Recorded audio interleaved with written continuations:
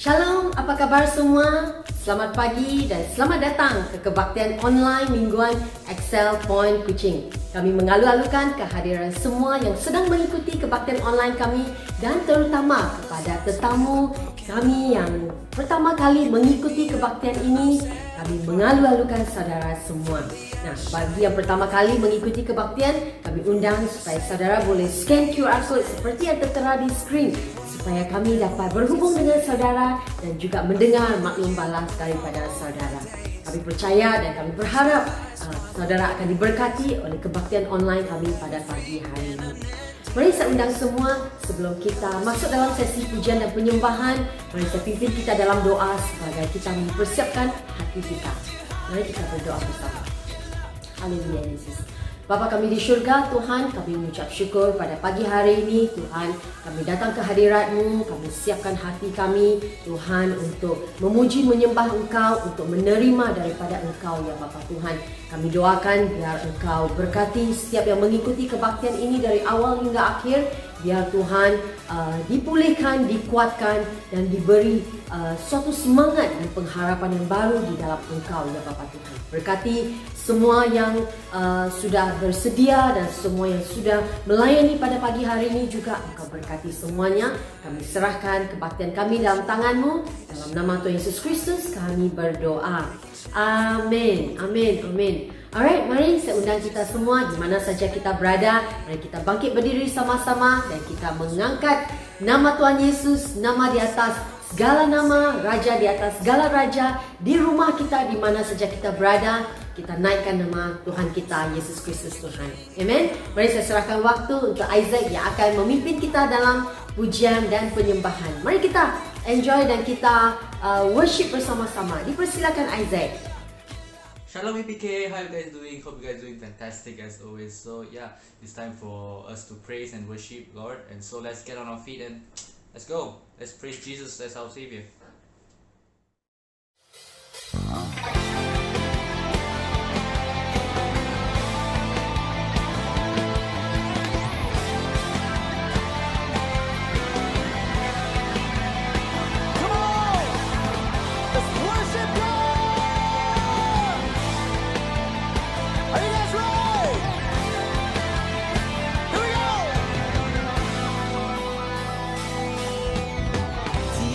Saatnya kami berkumpul bersatu dari segenap suku dan bangsa,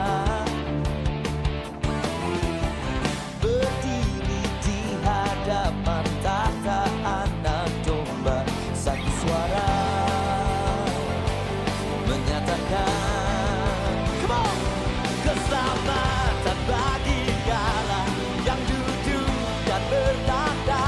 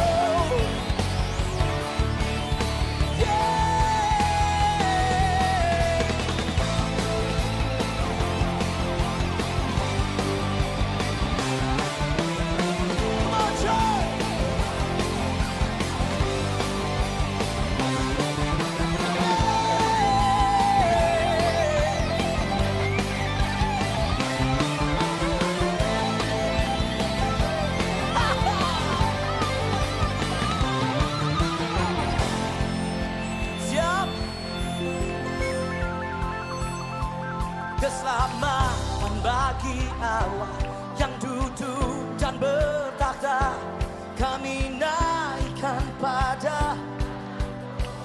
Gak kedengeran, katakan pujian dan kekuatan, hormat dan kekuasaan, kemuliaan bagi Dia selamanya. Keselamatan bagi Allah yang duduk dan bertakhta, kami naikkan pada Anak domba. Pujian dan kekuatan, hormat dan kekuasaan, kemuliaan bagi Dia selamanya. Keselamatan bagi Allah yang duduk dan bertakhta, kami naikkan pada Anak domba. Pujian dan kekuatan, hormat dan kekuasaan, kemuliaan bagi Dia selamanya. Kemuliaan bagi Dia selamanya. Kemuliaan bagi Dia selamanya.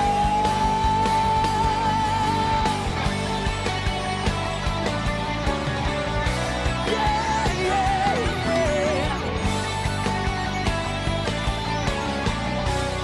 Terima kasih Tuhan.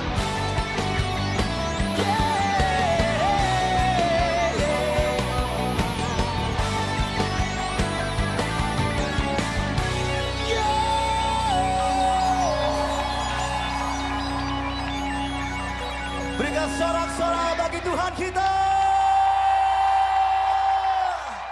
Haleluya. Come on, here we go. Next song. Are you guys ready? I think we're gonna rock this song because you guys know this song. Come on. Huh. Yeah. Put your hands up.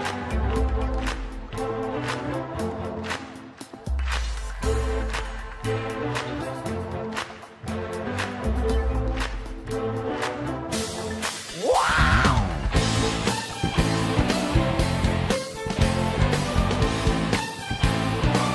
Yeah, yeah, yeah, yeah.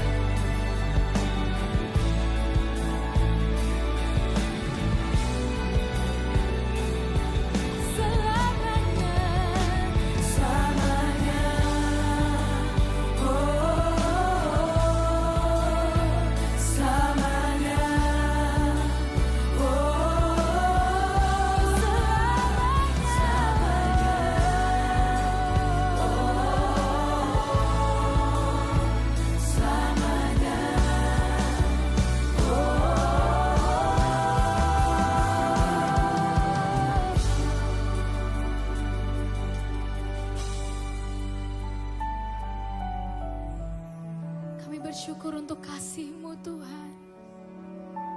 Kasih-Mu besar buat setiap kami Tuhan. Thank you Jesus. Thank you Jesus.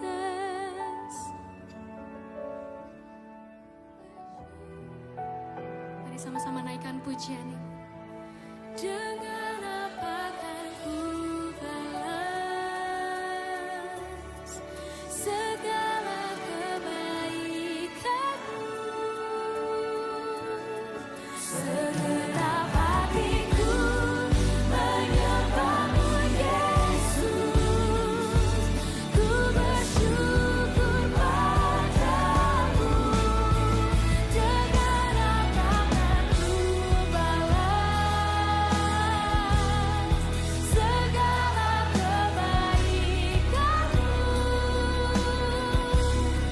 Segenap hatiku menyembah-Mu Yesus.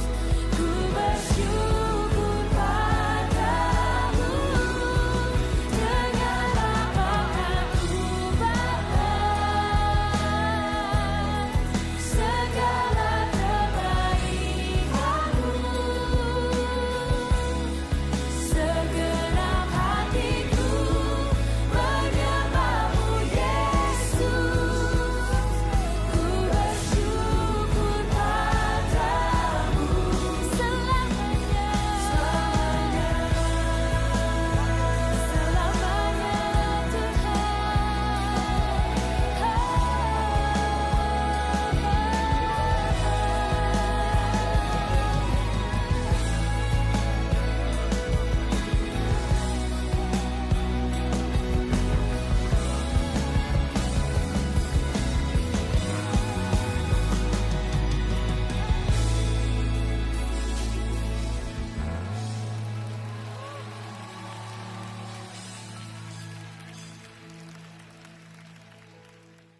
Terima kasih Isaac untuk sesi pujian dan penyembahan sebentar tadi. Kami percaya saudara semua juga diberkati dan juga dikuatkan melalui sesi pujian penyembahan tadi.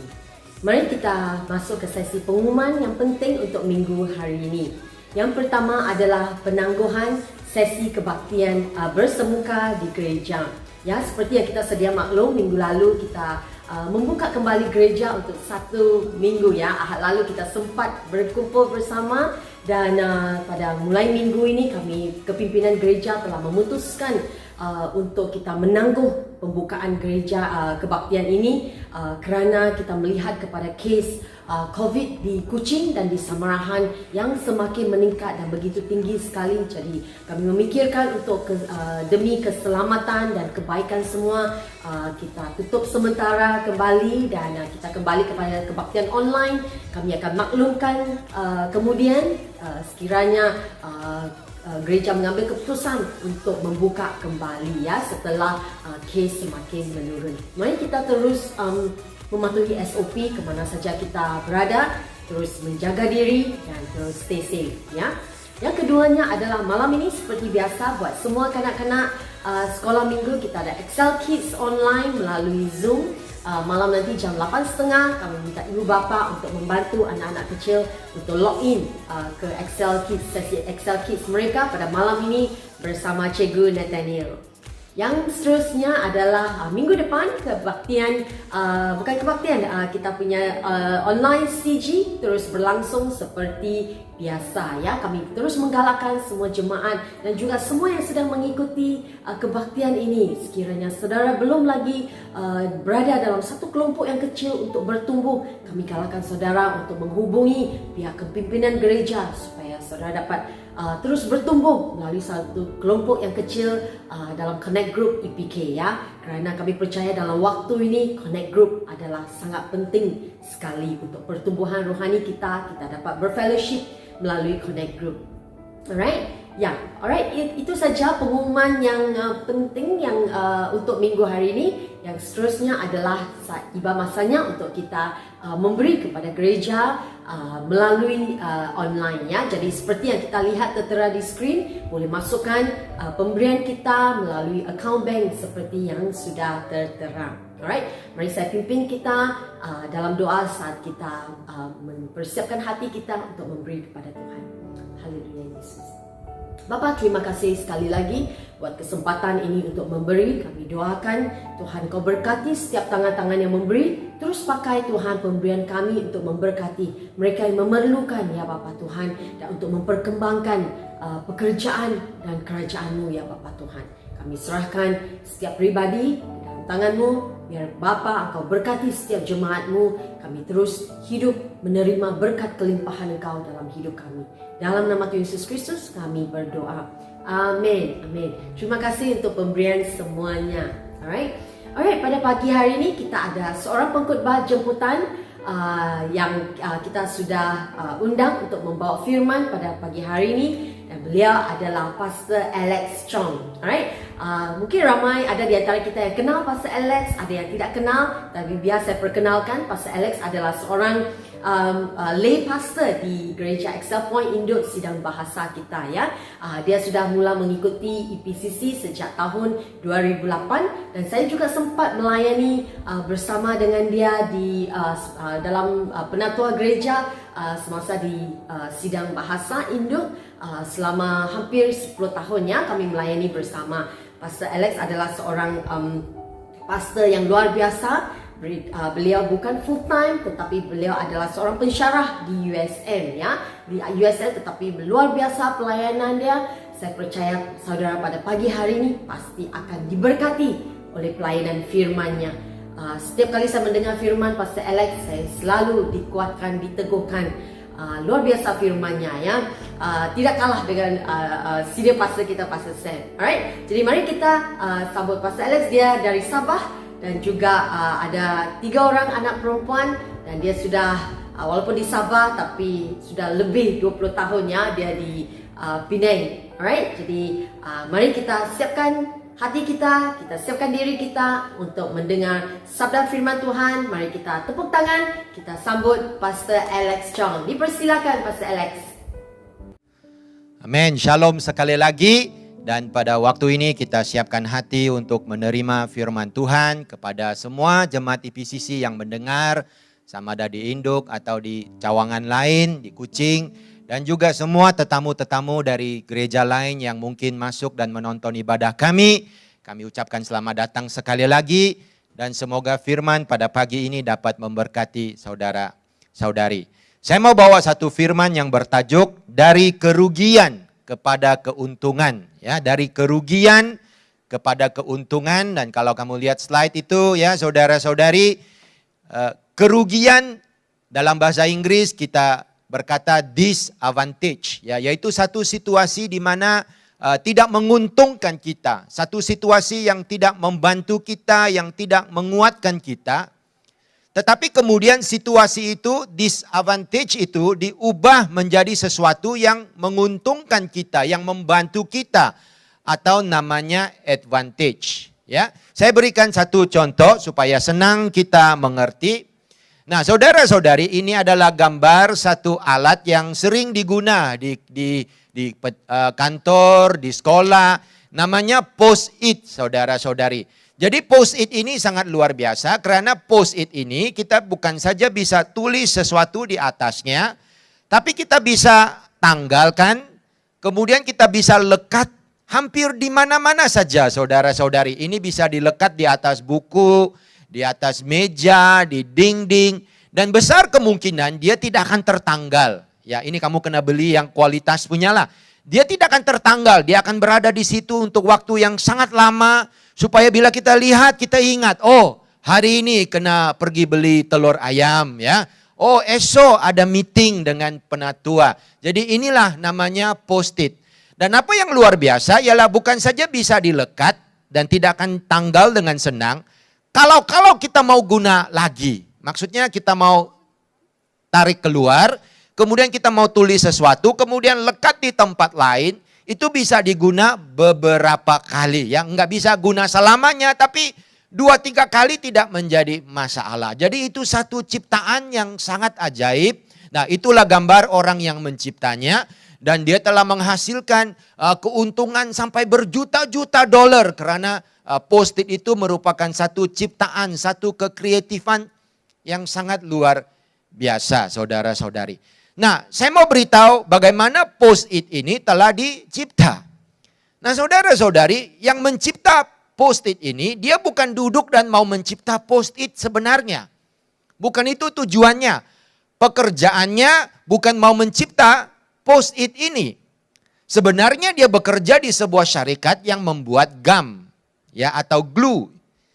Dan syarikatnya sebenarnya itu membuat gum yang sangat kuat. Ini macam 3M, macam gum cap gajah itu. Nah, itu tempat kerjanya. Tetapi setelah bertahun-tahun dia coba, dia nggak bisa menghasilkan satu gum yang kuat. Dan dia berasa sangat kecewa karena gum yang dia mau ciptakan itu tidak terjadi. Selalu tertanggal, ya, nampak macam kuat tapi tidak akan melekat dengan terlalu kuat. Jadi dia sangat kecewa. Di mata orang yang dalam industri membuat gum itu satu kegagalan. Ya, apa gunanya gum itu bisa dilekat di dinding, di semen, di kaca, di kayu, tapi tidak kuat. Tetapi pada satu hari pencipta ini telah bertemu dengan temannya. Dan sambil mereka bercakap-cakap, temannya berkata, waktu temannya itu pergi ke gereja. Di gerejanya itu lagu pujian sembah itu daripada sebuah buku. Ya, jadi buku itu diletak di gereja. Jadi tiap-tiap kali bila datang gereja bawa pujian sembah, mereka akan ambil buku itu dan buka, dan kemudian dari muka surat tertentu mereka akan menyanyi Kidung Agung yang ada dalam buku itu. Nah, apa yang berlaku ialah kawannya memberitahu pencipta ini, dia kata kadang-kadang bila saya mau cari lagu-lagu itu saya malas mau cari. Jadi saya ke tempat duduk yang sama, saya akan tandakan muka surat ini. Lagu itu di muka surat ini saya akan letakkan satu keping kertas supaya minggu depan bila saya kembali ke tempat duduk yang sama dan saya lihat buku yang sama, saya tidak perlu cari-cari, ada buku, ada kertas di dalam, ada bookmark itu. Tapi masalahnya tiap-tiap kali saya buka bookmark itu akan jatuh, dia kata. Sangat leceh, saya kena pungut bookmark itu dari tanah dan kemudian lekat kembali, susah dia kata. Dan dari situlah pencipta ini tiba-tiba mendapat satu ide. Walaupun saya gagal, walaupun saya sekarang dalam situasi yang merugikan, disadvantage. Karena saya tidak dapat mencipta gum yang kuat, yang kekal. Kenapa saya tidak letakkan gum ini ke atas kertas? Karena gum ini bisa lekat di mana-mana, tetapi juga bisa ditanggal keluar dengan senang. Dan kenapa saya tidak cipta Post-it? Maka inilah satu contoh cerita di mana situasi yang merugikan, situasi yang tidak menguntungkan, disadvantage, telah diubah menjadi situasi yang menguntungkan atau situasi yang mempunyai advantage, saudara-saudari.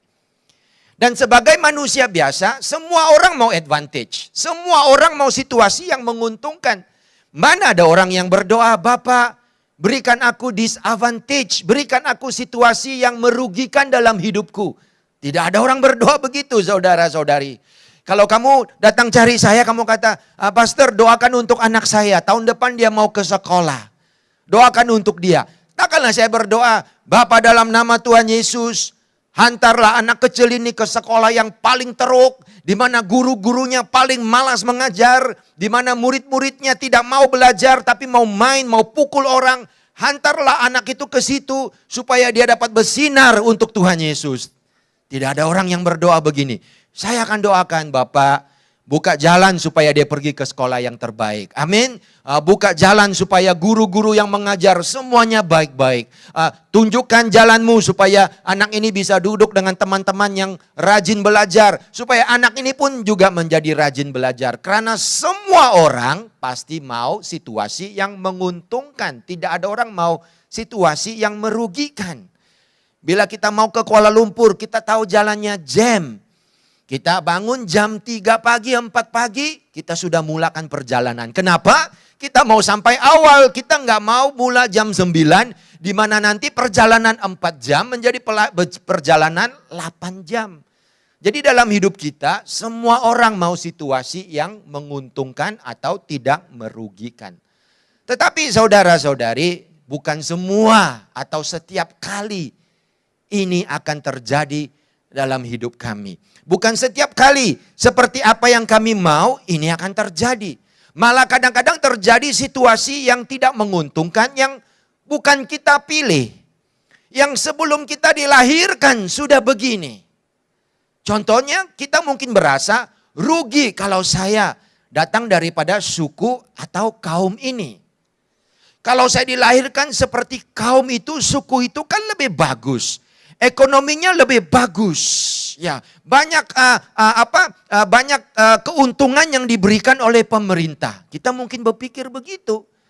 Kita mungkin berkata, alangkah lebih bagusnya. Kenapa saya tidak dilahirkan di keluarga orang yang lebih kaya? Supaya mereka ada uang untuk membiayai persekolahan saya. Saya orang yang pintar. Kalau saya diberikan kesempatan untuk belajar di universitas, saya boleh jadi seorang dokter. Saya boleh jadi seorang peguam, juru acara. Semua itu saya bisa buat. Tapi saya dilahirkan di keluarga yang miskin, sederhana, sampai jangan kata biaya sekolah, biaya baju, biaya sara hidup pun tidak cukup. Bukan saya yang memilih, tapi sudah terjadi begini. Apa itu? Itu situasi yang tidak menguntungkan, disadvantageous dalam hidup kita. Nah, pada hari ini saya mau bawa satu firman yang memberitahu saudara-saudari bahwa Allah adalah Allah yang mampu mengubah situasi yang merugikan dalam hidup kita menjadi situasi yang menguntungkan dalam hidup kita. Saya ulang kembali. Allah kita adalah Allah yang mampu berkarya. Supaya apa yang menjadi kekurangan, menjadi kerugian dalam hidup kita, itu ditukar, diubah menjadi sesuatu yang menguntungkan. Apa yang disadvantage in our lives, dalam hidup kita, sekarang diubah menjadi advantage in our lives. Allah mampu melakukan itu semua. Allah bukan saja mampu memberikan kepada kita lingkungan yang aman, yang damai, yang enak. Tetapi kalau kita termasuk dalam situasi yang sulit, yang susah, di mana kita ada banyak perkara yang merugikan, tidak menguntungkan, Allah masih tetap bisa bekerja. Supaya apa yang merugikan sekarang menjadi apa yang menguntungkan. Ada sebuah ayat di Kejadian 50:20. Haleluya. Ini tentang hidup Yusuf. Ini setelah beberapa fase tentang hidup Yusuf yang panjang. Apa yang terjadi kepadanya. Segala tantangan yang dia harus alami. Segala cabaran dan akhirnya suksesnya, keberhasilannya. Dan Yusuf bersaksi begini sama saudara-saudaranya, abang-abangnya. Dia berkata, engkau mereka-rekakan. Engkau merencanakan supaya ada kerugian dalam hidup saya. Saya dibuang dari keluarga. Saya dijual. Tetapi Allah telah menggunakan situasi itu untuk mereka-rekakan untuk kebaikan. Jadi Allah tidak bekerja melalui Yusuf, di mana apabila Yusuf dijual sebagai seorang hamba, Allah mengambil Yusuf dan letakkan kembali ke tempat yang enak. Allah tidak buat begitu. Tetapi di mana saja Yusuf berada, sewaktu Yusuf menjadi hamba di rumah Potifar, lepas itu istri Potifar mula merekakan yang jahat, sengaja menuduh Yusuf. Allah tidak angkat Yusuf untuk melindungi dia dari situasi itu dan letak di tempat lain, tidak. Allah terus menyertai Yusuf. Sampai bila Yusuf masuk penjara pun Allah bersama dia. Kenapa? Sebab Allah dalam proses untuk berkarya. Supaya apa yang merugikan kita, apa yang disadvantage dalam hidup kita, sekarang bisa diubah menjadi advantage atau sesuatu yang menguntungkan. Itulah kekuatan dan itulah hikmat yang Allah kita miliki. Katakan amin, saudara-saudari. Dan akhirnya Yusuf bukan saja melindungi bangsa Mesir, tapi Yusuf juga dapat melindungi bangsanya sendiri bila dia dapat membekalkan makanan sewaktu kebuluran. Jadi apa yang direncanakan jahat, yang merupakan sesuatu situasi yang merugikan, Allah bisa mengubah menjadi satu situasi yang menguntungkan. Saudara-saudari, hari ini mungkin pelajaran kamu tidak banyak. Hari ini mungkin kecekapan kamu, skill kamu, pengetahuan kamu tidak sebanyak orang lain. Hari ini kamu mungkin datang dari keluarga yang sederhana. Hari ini kamu mungkin bekerja di kilang yang kecil. Hari ini kamu mungkin habis sekolah daripada sekolah yang mungkin tidak terkenal dengan sekolah lain. Hari ini mungkin CV, biodata Anda tidak setebal orang lain. Tidak apa. Allah dapat berkarya supaya situasi yang tidak menguntungkan menjadi situasi yang menguntungkan. Ada satu firman yang berkata di Mazmur 37. Dia kata langkah orang benar itu ditetapkan oleh Allah. Amin. Langkah orang yang berkenan kepada Allah ditetapkan oleh Allah. Waktu dia berjalan, Allah yang menetapkan langkahnya. Tetapi firman seterusnya berkata apa? Bila dia jatuh. Macam mana orang yang berjalan langkahnya ditetapkan oleh Allah bisa jatuh? Begitulah firman Tuhan. Tapi puji Tuhan firman-Nya berkata bila dia jatuh, dia tidak akan tersungkur selamanya. Ada satu translasi bahasa Indonesia yang lama dia kata, dia tidak akan cedera parah, haleluya. Dia tidak akan telantar untuk selamanya. Kenapa? Sebab tangan Allah akan menopangnya. Jadi kalau kamu pada hari ini dalam situasi yang tidak menguntungkan dan merugikan saudara-saudari, di dalam Allah ada kuasa, di dalam Tuhan ada karya untuk mengubah situasi yang tidak menguntungkan menjadi situasi yang menguntungkan kita. Haleluya, puji Tuhan.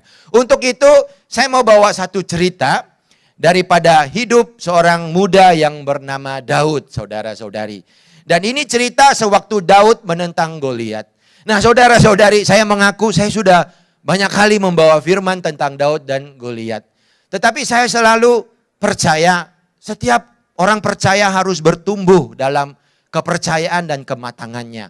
Dan tiap-tiap kali bila saya menghadapi satu kesulitan, saya kembali kepada cerita ini, saya selalu mendapat satu pengertian yang lebih dalam tentang Tuhan, tentang kebaikan Tuhan. Maka hari ini ya sesuai dengan tema gereja pada bulan ini, yaitu mau menang, kita mau mengatasi. Saya mau bawa cerita menunjukkan bagaimana walaupun Daud dalam situasi yang merugikan dia. Pada waktu dia mau bertarung dengan Goliat, dia di dalam satu situasi yang tidak menguntungkan. Tetapi akhirnya Daud masih tetap mengalahkan Goliat. Dan apa yang kita boleh belajar dari situ, supaya dalam hidup kita juga tahu, kita tidak perlu takut, khawatir, risau dengan situasi yang tidak menguntungkan. Karena kalau ada Allah, pasti situasi itu diubah menjadi situasi yang menguntungkan kita.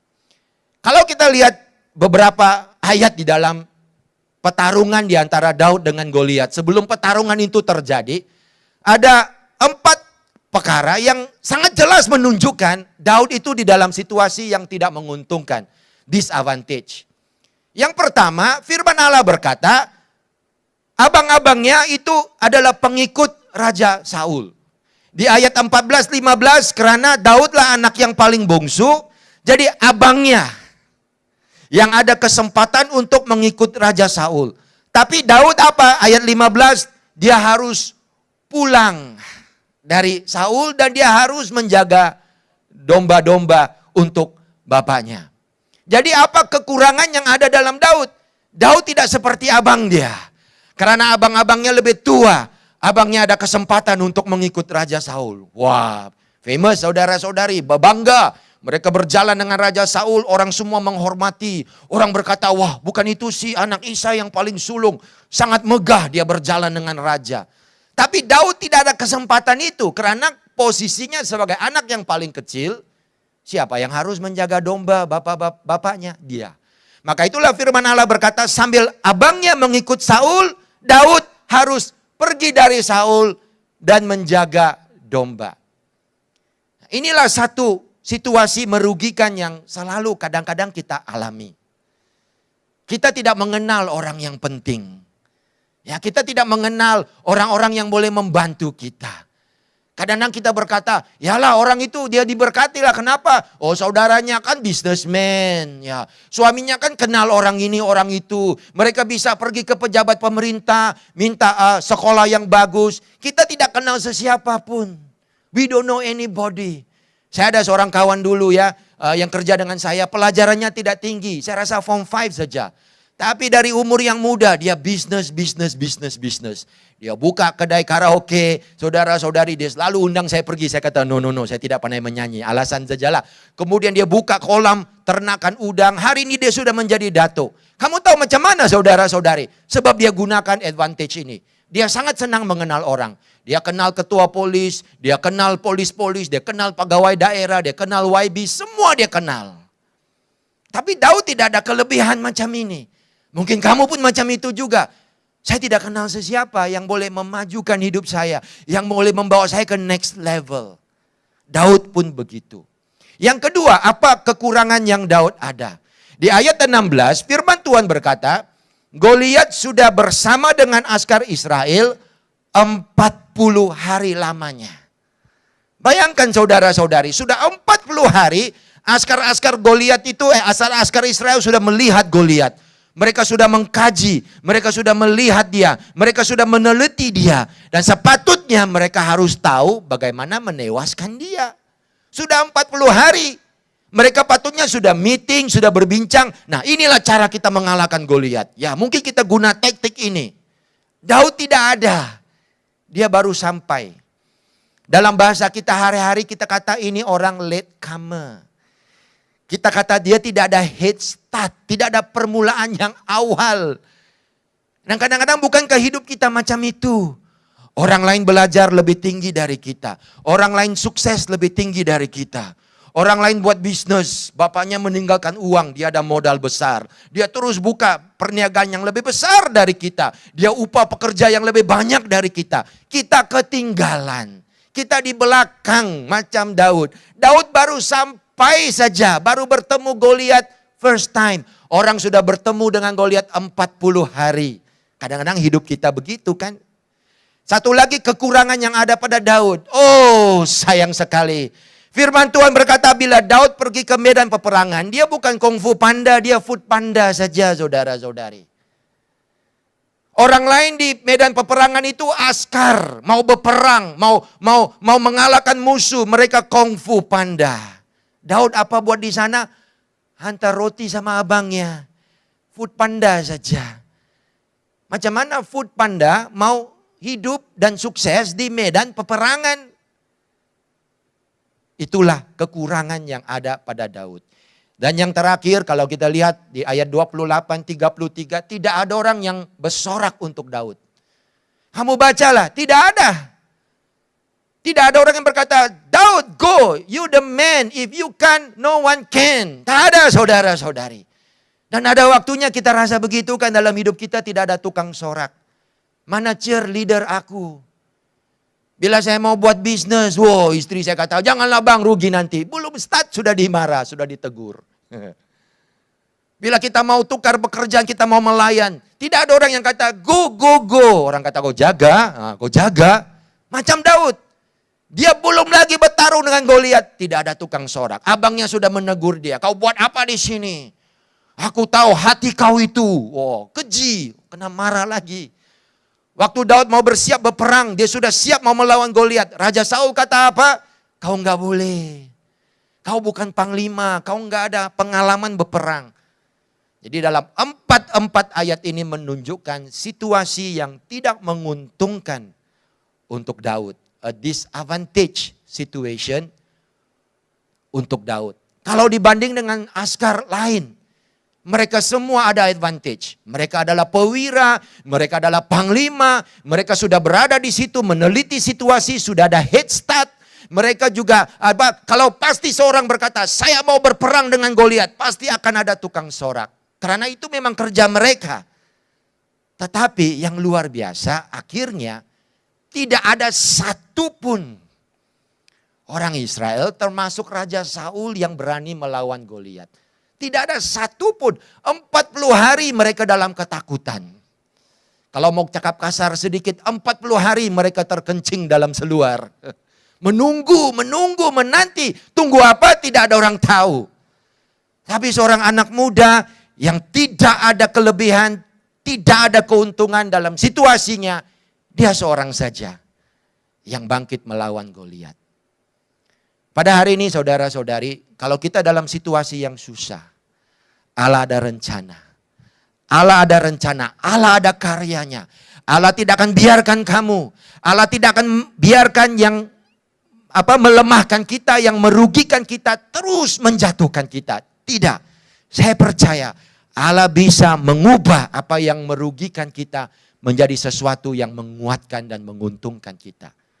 Bagaimana Allah lakukannya untuk Daud. Nah, kita nggak ada masa untuk baca tiap-tiap ayat, ya kamu tulis saja Goliat di 1 Samuel 17, 8 hingga 10. Kita lihat beberapa perkataan yang dilemparkan oleh orang-orang yang ada di dalam peperangan itu. Yang pertama Goliat. Kalau kamu lihat bahasa Goliat daripada ayat 8 hingga 10, Goliat itu berbicara seperti seorang pewira berbicara dalam peperangan. Kamu lihat apa yang dia kata. Dia kata, mari kau carilah orang paling kuat. Hari ini kita one by one. Wah, itu perkataan yang sangat terkenal waktu di sekolah. Di sekolah kan begitu, main-main bola bila orang tenang kita mau gaduh.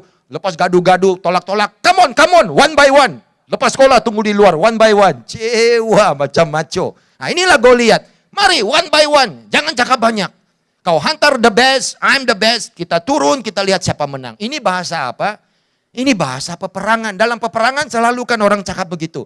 Hantarlah yang paling kuat. Saya yang paling kuat, kita bertarung. Lihat siapa menang. Kemudian kita lihat apa yang orang Israel kata. Ayat yang ke-25. Mereka berkata begini, oh orang ini dia berani mencemuh kita. Ada orang Filistin yang bernama Goliat, badannya tinggi, dia memperkecilkan kita. Tetapi kalau kita mengalahkan dia, kita akan dianugerahkan kekayaan. Kita akan berkawin dengan anak raja, bernikah dengan anak raja. Dan kemudian kita tidak perlu bayar pajak. Ini bahasa apa? Ini bahasa orang berperang juga. Kalau kamu tanya Askar, dia akan berpikir begitu. Kalau saya menang peperangan, saya balik, saya jadi hero, dia kata. Saya jadi pewira, pasti nama saya terkenal. Kalaulah saya hidup ya, pasti nama saya menjadi top. Ini apa? Ini semua pemikiran tentang peperangan. Nah, lihat lagi satu watak. Raja Saul. Bila Raja Saul bercakap dengan Daud di ayat 33, dia kata apa? Tidak mungkin dapat kau menghadapi orang Filistin untuk melawan dia. You cannot. Sebab kau masih muda dan dari muda dia sudah dilatih. Ini bahasa apa? Ini bahasa orang yang berperang. Orang yang berperang selalu bercakap macam itu. Mereka menilai kekuatan musuh. Mereka menilai apa yang kita ada. Kemudian mereka buat pertimbangan. Dia lebih berpengalaman. Kamu tidak ada. Kamu tidak boleh melawan. Ini bahasa apa? Ini juga bahasa peperangan. Satu lagi contoh. Goliat bila dia bertemu dengan Daud. Punyalah marah si kawan kita. Dia terus marah, dia kata, "Hoi," dia kata, "kau ingat aku anjing gak?" Dia sangat marah karena Daud datang dengan tongkat, saudara-saudari. Dia sangat rasa marah, dia kata, "Kau ingat aku anjing gak datang pakai tongkat cari aku?" Lepas itu dia kata, "Aku akan bunuh kau, aku akan biarkan daging kau dimakan oleh burung-burung." Wow, ini bahasa apa? Ini bahasa kasar, bahasa orang berperang, begitulah kan. We will fight, I will leave you. Saya akan biarkan kau dimakan bangkai kau busuk. Ini bahasa peperangan. Mari kita lihat bahasa Daud. Ya, apa yang keluar dari mulut Daud? Ayat 26. Bila kali pertama, bila Daud mendapat tahu ada orang yang bernama Goliat yang sedang mencabar orang Israel untuk berlawan. Perkataan yang keluar dari mulut Daud ialah ini. Ini orang siapa? Mana dia berani mencabar askar Allah yang hidup? Jadi pada Daud ini bukan peperangan. Ini soal orang yang mau melawan menentang kerajaan Allahnya, nama Allahnya. Daud tidak melihat ini sebagai peperangan dunia. Daud melihat ini sebagai sesuatu yang lebih tinggi, yaitu nama Allahnya sedang dicemuh. Yang kali kedua, bila Daud bercakap dengan Raja Saul, dia juga kata yang sama. Dia kata ini soal nama Allah telah dicemuh. Jadi untuk Daud ini bukan one by one melawan seorang perwira peperangan antara dua bangsa. Ini soal Allah telah dicabar. Dan kamu tahu di ayat 45-47 bila Daud bertarung dengan Goliat, juga cara dia bercakap. Dia kata apa? Bukan saya melawan. Sebab kau menentang Tuhan. Tuhanku akan menewaskan kau. Aku bertempur tapi bukan aku yang bertempur. Tuhan. Semuanya Tuhan, Tuhan, Tuhan. Allah, Allah, Allah. Maka itulah kenapa Daud berani melawan Goliat. Orang lain melihat semua ini sebagai satu lagi peperangan. Satu lagi pergaduhan. Satu lagi pembunuhan. Tapi Daud melihat ini sebagai nama Allah telah dicabar. Dan kalau nama Allah telah dicabar, pasti Allah akan bertindak. Dan kalau Allah pasti bertindak, bukankah kita akan pasti menang? Jadi dengan yakin, saya berani turun dan melawan Goliat. Haleluya. Orang berkata kalau orang Indonesia ada 3 perkara nggak bisa dicabar. Yang pertama, Tony. Sebab tidak ada negara di dunia ini yang nama pria Tony sebanyak di Indonesia. Indonesia lempar batu pasti kena Tony. Nah, itu jangan cabar. Nggak ada negara boleh berkata kami ada lebih banyak Tony dalam negara kami. No, Indonesia menang. Yang kedua, orang Indonesia nggak bisa dicabar makan sambal. Kalau kau berani kau cobalah. Saya sudah mengaku kalah. Jangan sekali-sekala cari orang Indonesia dan berkata kita lawan makan sambal. Kau pasti tewas. Dan yang ketiga, badminton. Selama saya menjadi gembala, saya hanya ada satu perkara saja yang buat jemaat marah. Bila saya cakap, badminton Malaysia lebih hebat dari Indonesia. Mata mereka terus berubah. Ada api di dalam rambut mereka. Segala siapa gembala mereka lupa. Karena kalau badminton bulu tangkis jangan dicabar orang Indonesia. Begitulah semangat Daud. Dia tidak peduli. Dia kata ini soal kerajaan Allah. Dan inilah caranya untuk kita mengatasi situasi yang merugikan kita. Kita tidak boleh berpikir cara dunia. Kalau kita memikir cara dunia, kita tidak akan mengalami kemenangan. Kita harus memikir cara kerajaan surga. Kita harus memikirkan hal-hal Tuhan. Lepas itu baru kita akan dapat pengertian bahwa kekurangan kita, situasi yang merugikan kita sebenarnya adalah situasi yang menguntungkan kita. Nah, saya jelaskan lebih lanjut bagaimana. Di dalam bahasa Inggris ada satu perkataan, keeping up with the Joneses. Ini satu ungkapan. Apa maksudnya? Maksudnya ialah Jones itu seperti sebuah keluarga yang hidup di taman kita lah, tetangga kita. Dan kajian ini mengatakan manusia akan selalu mau berlomba-lomba dengan Jones.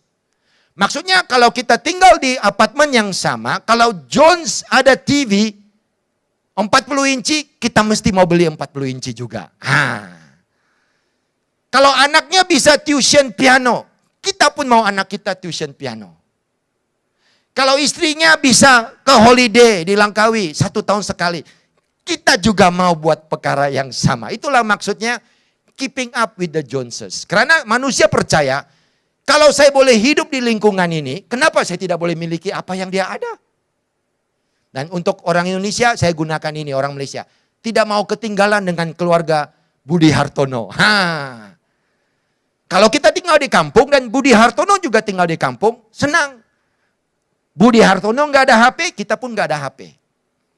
Tapi kalau Budi Hartono tinggal di Ralau, dan kita pun tinggal di Ralau, dan kita lihat Budi Hartono beli HP baru untuk istrinya, pasti kita mau juga. Kita tanya, bila birthday kau sayang? Saya belikan, lebih besar lagi. Cewa. Kalau Budi Hartono tinggal dengan kita di apartemen Tanjung Bunga, yang juta-juta itu. Apa yang Budi Hartono ada, kita juga mesti mau ada. Kalau kita tidak ada, kita sudah ketinggalan. Itulah manusia. Dan selagi kita ada pikiran seperti ini, apa yang menjadi kekurangan dalam hidup kita, selama-lamanya akan menjadi kekurangan. Tetapi kalau kita tidak berpikir seperti ini, kita berpikir cara Kristus. Apa yang merupakan kekurangan dalam hidup kita di mata manusia, itu tidak lagi mengikat kita. Anda paham? Perkataan keeping up ataupun tidak mau ketinggalan sudah menunjukkan kau dalam situasi mau mengejar, mau berlomba. Jangan hidup begitu. Daud tidak ada prinsip ini. Dia tidak mau keep up. Dia mau macam abangnya. No. Dia mau lebih hebat dari Raja Saul. No. Dia mau tunjuk megah. Dia dapat mengalahkan Goliat. No. Daud tidak ada prinsip, tidak mau ketinggalan. Daud hanya pedulikan satu hal. Hatinya cuma mengejar hal-hal kerajaan Allah, hal-hal Allah. Maka itulah kenapa bila dia dengar Goliat, dia terus berani melawan Goliat. Walaupun dalam situasi yang merugikan, dia masih tetap bangkit untuk menewaskan Daud. Pada hari ini kalau kamu rasa kamu di dalam situasi yang merugikan, mungkin perlu berdoa dan bertanya pada Tuhan, kenapa? Nah kalau itu terjadi karena ada sikap dalam dirimu, kamu mau mengejar, tidak mau ketinggalan. Apa yang orang lain ada, kau harus ada.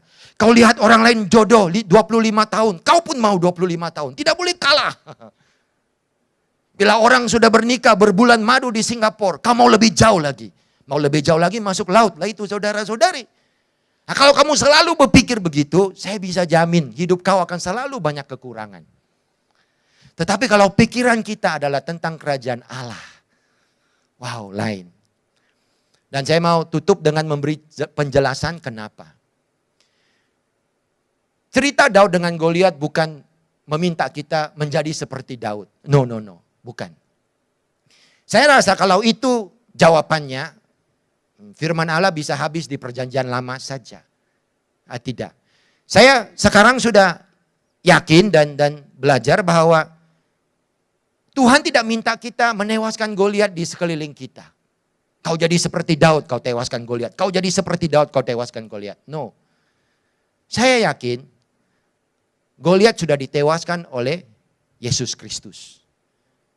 Dan Tuhan mau kita hidup dalam kemenangan itu. Saya jelaskan. Apa sebenarnya si Goliat? Dan siapa itu Daud? Goliat itu bagi saya pemberontakan. Itu lambang pemberontakan. Kenapa? Sebab Raja Saul, raja orang Israel yang pertama itu dijadikan raja karena pemberontakan. Karena umat Israel memberitahu Nabi Samuel, kami mau raja. Orang lain ada raja, kami pun mau raja. Tengok raja bangsa itu, megah sekali. Macam Brad Pitt, bila dia tunggang kuda. Kami nggak ada raja, kami ada kau saja Nabi. Kami mau raja. Carilah pada kami raja yang paling macho, paling tinggi. Siapa? Raja Saul. Itu apa? Pemberontakan. Tuhan sudah melalui Nabi Saul memberi amaran. Kau ada raja, raja ini akan mengambil cukai, akan mengambil anak-anakmu. Tapi mereka masih mau raja. Jadi sekarang mereka dicabar oleh Goliat, tapi Raja Saul tidak dapat membuat apa-apa. Karena apa? Mereka sudah memberontak. Karena mereka sudah tidak lagi percaya bahwa Tuhanlah Tuhan mereka. Tapi mereka mau ada raja. Sekarang raja itu sudah menggagalkan mereka. Betul atau tidak? Jadi Goliat itu pemberontakan. Hasil pemberontakan kita. Kita menolak Tuhan dalam keuangan kita. Kita menolak Allah dalam kerja kita. Kita menolak Allah dalam rumah tangga kita. Kita memberontak. Tapi Daud datang. Dan itulah Kristus. Bagaimana dia tewaskan Goliat? Batu itu sampai pada tengkorak Goliat dan Goliat tersungkur. 2000 tahun yang lalu Kristus memacahkan salibnya di atas bukit yang bernama Tengkorak. Sama seperti batu itu landing di kepala Goliat sampai Goliat tersungkur. Kristus memacahkan kayu salibnya di atas bukit Tengkorak. Dan disitulah Kristus membuka jalan. Supaya semua orang yang memberontak hari ini tidak lagi dilihat sebagai pemberontak. Tapi kalau kita percaya sama dia, kita sudah diterima sebagai umat yang lebih dari pemenang. Ada amin. Maka saudari dengan saya tidak perlu bertarung dengan Goliat. Tapi kita hanya perlu hidup dalam kemenangan yang telah diberikan oleh Kristus. Kemenangan apa itu? Ada satu firman, Matius 6:33. Yesus kata apa? Carilah dulu kerajaan Allah dan kebenarannya. Dan segala sesuatu itu akan ditambah kepada kamu. Bukankah ini lebih bagus dari coba bersaing, tidak mau ketinggalan dengan keluarga Budi Hartono? Betul? Kalau kita hidup seperti itu dan memberontak, kita akan selalu ketinggalan. Karena orang lain ada, kita mau kejar. Tapi Yesus berkata, carilah dulu kerajaan Allah dan kebenarannya. Dan Allah sendiri akan tambahkan apa yang kau mau. Itu apa? Itu adalah kemenangan yang Tuhan berikan kepada kita. Bahwa kita tidak perlu hidup di dunia khawatir seperti orang-orang dunia. Tapi kita hanya perlu berpikir tentang kerajaan Allah. Dan Allah akan berikan apa yang kita mau. Saya berikan 2 ayat dengan cepat supaya lebih jelas. Di dalam perjanjian baru, Filipi 1, 12, 18. Paulus dalam akhirnya dia berkata, aku sukacita dan tetap bersukacita. Siapa orang begini bisa sukacita dan tetap bersukacita? Saya mau jadi seperti itu. Kalau kamu baca cerita ini, kamu akan lihat. Paulus berkata, saya sudah dipenjara. Tapi karena saya dipenjarakan, Tuhan telah menggunakan situasi yang merugikan ini untuk mengkabarkan Injilnya. Dan sekarang makin banyak orang berani mengkabarkan Injil. Wow. Malah Paulus berkata, ada yang mengkabarkan Injil dengan cara bagus, ada yang mengkabarkan Injil dengan cara tidak bagus. Paulus kata, it's okay. Asalkan Injil dikabarkan. Saya sukacita dan tetap sukacita. Ini apa? Ini ialah seorang yang tidak memikirkan tentang dirinya, tetapi tentang kerajaan Allah. Jadi apa yang merugikan dalam hidupnya, Tuhan sudah ubah menjadi keuntungan. Amin. Dari sini kita belajar, bukan apa yang saya mau, bukan tentang saya, tapi apa yang kerajaan Allah mau. Orang-orang begini tidak akan pernah kalah. Yang terakhir di 2 Korintus pasal 2 ayat 12 hingga 15. Paulus berkata dengan gereja di Korintus, saya mau melawat tempat ini. Tetapi saya tidak sempat. Kenapa? Sebab Paulus sebenarnya mau mencari satu orang temannya. Dia tidak jumpa. Jadi karena dia tidak jumpa, dia tidak pergi ke tempat itu. Dia pergi ke tempat lain. Walaupun Tuhan sudah buka pintu pelayanan, dia tidak pergi. Dia pergi tempat lain. Tapi Paulus berkata apa? Terpujilah Allah yang selalu memimpin kita di dalam jalan kebenaran, di dalam jalan kemenangan di dalam Kristus. Karena kemana saja kita pergi, kita akan berikan bau-bau haruman untuk orang-orang yang binasa. Soalnya bukan di mana aku berada, tapi apa yang ku bawa. Wow, saudara-saudari, hidup kau sangat berharga. Mungkin pada hari ini kau di dalam situasi yang tidak menguntungkan. Mungkin pada hari ini banyak perkara yang merugikan hidup kamu. Tapi ada berita baik. Yesus sudah menewaskan Goliat yang paling besar, yaitu pemberontakan kamu dan pemberontakan saya. Sama seperti Goliat tersungkur karena batu di tengkoraknya, pemberontakan kita juga tersungkur. Upah yang kita harus bayar, denda yang kita harus bayar, penghukuman yang saudara-saudari dan saya harus bayar karena pemberontakan kita. Tuhan Yesus sudah selesaikan di Bukit Golgota. Apa bahagian kita sekarang? Kita bisa hidup dalam jalan kemenangan yang dibawa oleh Daud. Kita hanya perlu pikirkan hal-hal kerajaan Allah. Hanya pikirkan tentang kebenaran Allah. Dan Tuhan akan berikan semua yang kita perlukan. Anak-anak kau di sekolah yang tidak berapa baik pada waktu ini. Anak-anak kau mungkin dalam situasi di mana pelajaran online tidak sempurna. It's okay. Tiap-tiap hari ambil 10 menit. Duduk dengan dia, buka firman dengan dia. Sabar dia untuk percaya Tuhan. Bagi tahu sama dia sampai dia paham. Masa depan kau bukan di dalam tangan komputer. Masa depan kau bukan dalam tangan iPad. Masa depan kau bukan dalam online teaching.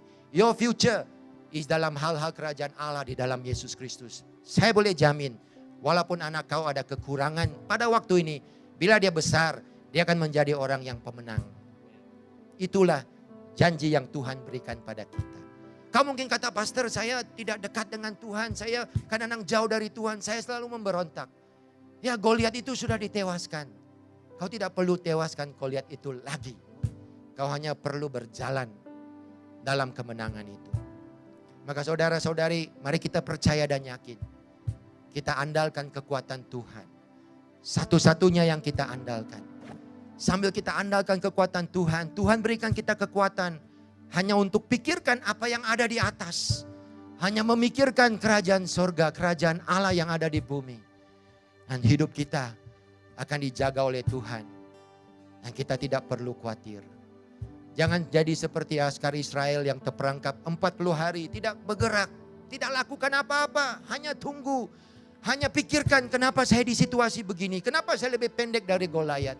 Kenapa pedang saya lebih pendek dari pedang Goliat? Oh tidak. Jalanlah dalam kemenangan yang diberikan oleh Daud. Dan kita lakukan hal-hal kerajaan Allah. Karena Yesus telah berikan kita kemenangan. Ayo kita sembah Tuhan pada waktu ini. Amin. Satu-satunya. Satu-satunya yang ku andalkan, satu-satunya yang ku percaya. Engkau sumber kekuatan, Sumber pengharapan, sumber kedamaian Tuhan. Oh,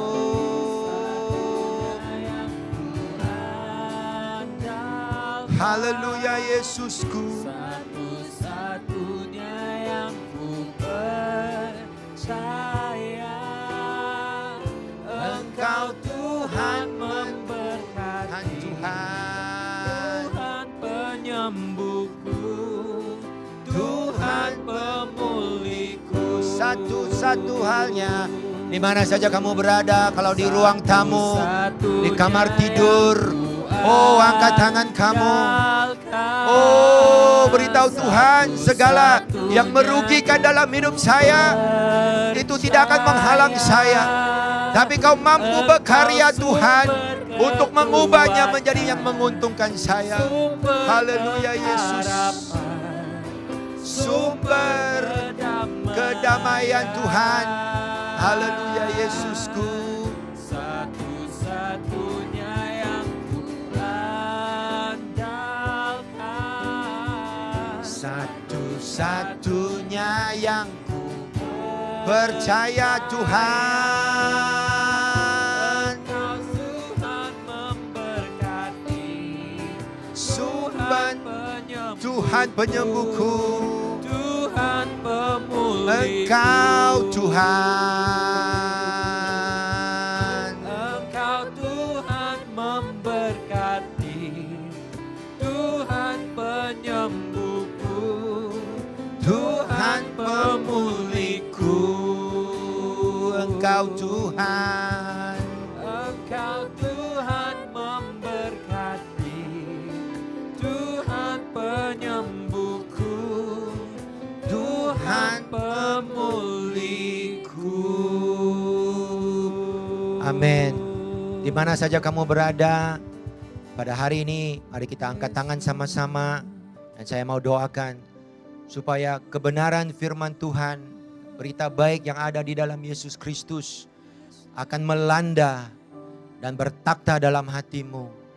Supaya kita tahu, walaupun situasi di keliling kita tidak menguntungkan, merugikan, tetapi Allah sudah berkarya dan Allah akan tetap berkarya. Haleluya. Bapak, kami doakan semua kami yang menonton, yang mendengar, yang dalam situasi yang tidak menguntungkan. Mungkin karena COVID, mungkin karena latar belakang kami, atau mungkin kedua-duanya sekali Bapak. Sehingga kami memikirkan kami tidak bisa maju, kami tidak dapat bersaing dengan orang lain. Kami tidak setanding dengan orang lain, kami akan ketinggalan, anak-anak kami akan ketinggalan. Bapak, hari ini kami bersyukur segala pemberontakan manusia, Yesus telah jawab soalan itu. Maka kami yakin dan kami percaya bahwa kebahagiaan kami hanya mencari kerajaan Allah. Bahagian kami ialah percaya bahwa ada rencana, ada tujuan, ada maksud Allah dalam hidup kami dan keluarga kami. Untuk suami kami, istri kami, anak-anak kami. Di tempat kerja kami, di tempat kuliah kami. Ada rencana, ada kerajaan Allah yang telah diletakkan di situ. Dan disitulah yang kami cari. Itu yang kami pentingkan, itu yang kami pegang ya Bapak. Dan di saat kami tangkap kebenaran ini dan konsep ini, kami tahu semua akan ditambahkan kepada kami. Apa yang perlu kami makan, apa yang perlu kami minum, apa yang perlu kami pakai untuk hidup, semua ditambahkan dalam hidup kami. Dan kami berjalan dalam kemenangan itu. Oh Bapa, kami doa supaya tidak ada jemaat yang hidup dalam ketakutan. Tidak ada satupun yang mendengar yang seperti askar Israel yang duduk 40 hari menunggu dan menunggu dan menunggu. Oh tidak Bapa, seperti Daud Bapa, walaupun kami serba kekurangan, kami tetap dapat melakukan apa yang harus kami lakukan untuk kemuliaan nama-Mu. Kami sukses, kami berhasil karena Yesus yang memimpin kami ke jalan kebenaran. Segala janji-janji Allah di dalam Kristus pasti ya dan amin. Haleluya. Kami terima dalam nama Tuhan Yesus. Haleluya. Kalau ada sesiapa yang mendengar dan kamu belum mengenal Tuhan Yesus, kamu sudah dengar firman ini, ataupun mungkin ada teman-teman yang sudah pernah beritahu kamu, ada Tuhan Juru Selamat namanya Yesus. Dia penyembuh, Dia pemulih, Dia membawa kedamaian seperti lagu tadi. Dan kamu mau tahu, lepas habis ibadah ada doa dalam Zoom. Masuk ke dalam doa Zoom itu dan carilah kami. Kami ada pastor-pastor di situ. Kami bisa melayani Anda, kami ada pemimpin di situ, kami bisa buat one by one. Amin. Jadi Tuhan berkati, kita bertemu lagi. Amin, saudara-saudari. Amen, amen, amen. Luar biasa kan firman Tuhan yang dibawa oleh Pastor Alex sebentar tadi. Saya percaya kita semua diberkati, kita semua dikuat dan diteguhkan lewat firman yang telah disampaikan. Mari kita terus pegang kepada kebenaran firman Tuhan, kita terus pegang kepada janji firman Tuhan dalam segala apapun yang kita alami. Dalam waktu yang mungkin sukar seperti ini, biar kita tetap melihat kepada Kristus, kita tetap melihat kepada salibnya. Amin. Mari saya pimpin kita dalam doa sebagai penutup kebaktian kita. Kita mau terus mendoakan untuk situasi COVID di negara kita. Kita mau mendoakan buat kerajaan baru yang akan dibentuk oleh Perdana Menteri kita yang ke-9. Kita mau terus sebagai gereja kita memberkati kepimpinan Perdana Menteri kita. Alright, mari saya pimpin kita dalam doa. Mari kita berdoa bersama-sama. Haleluya Yesus. Bapa kami di syurga, Tuhan, kami terus mengucap syukur buat firman yang telah disampaikan, yang telah menguat dan meneguhkan kami. Bapa, kami mau serahkan negara kami ke dalam tangan-Mu sekali lagi. Bapa, khusus Bapa buat situasi kes COVID Bapa di negara Malaysia dan khususnya buat Sarawak yang semakin meningkat. Bapa, kami doakan campur tangan Allah luar biasa. Kami doakan Bapa biar kes akan menurun, biar tidak akan menular lagi. Kami doakan buat keluarga-keluarga yang terkesan oleh COVID ini. Bapa Tuhan, kami doakan Engkau terus campur tangan dalam hidup mereka. Mereka yang telah kehilangan ahli keluarga, kami doakan juga Tuhan, Engkau menguatkan mereka ya Bapa Tuhan. Engkau jaga anak-anak yang mungkin ditinggalkan ya Bapa Tuhan sendirian. Bapa, kami doakan Allah jaga anak-anak-Mu ya Bapa Tuhan. Kami doakan buat negara kami Bapa, buat Perdana Menteri kami yang ke-9 yang baru saja diangkat. Kami doakan ya Bapa Tuhan, Engkau terus berikan dia hikmat kepimpinan. Kami doakan biar kabinet maupun kerajaan yang baru yang akan dibentuk Bapa dapat menangani Bapa kemelut Bapa politik maupun situasi COVID Bapa ini. Kami doakan biar Tuhan Engkau beri hikmat, biar dia akan memimpin Bapa dengan adil dan saksama, dan Bapa akan membawa kesejahteraan kepada Malaysia ya Bapa Tuhan. Terima kasih, kami serahkan Malaysia dalam tangan-Mu dan setiap jemaat kami mau serahkan dalam tangan-Mu. Biar minggu ini menjadi minggu yang luar biasa. Minggu ini menjadi minggu mukjizat bagi setiap daripada kami di sini ya Bapa Tuhan. Kerana Engkau hadir, Engkau bekerja di tengah-tengah kami ya Bapa Tuhan. Biar sukacita, damai sejahtera, kasih karunia-Mu menyertai dan mengikuti kami sekarang sampai selama-lamanya ya Bapa Tuhan. Terima kasih, kami serahkan semuanya dalam tangan-Mu. Dalam nama Tuhan Yesus Kristus kami berdoa, kami serahkan jemaat kami dalam nama Yesus Bapa. Amin. Amin. Terima kasih semua. Kita sudah sampai ke penghujung kebaktian. Mari kita terus Tuhan, biar kita terus diberkati dan kita jumpa lagi di dalam kebaktian online kita di minggu hadapan. Take care and stay safe. Bye.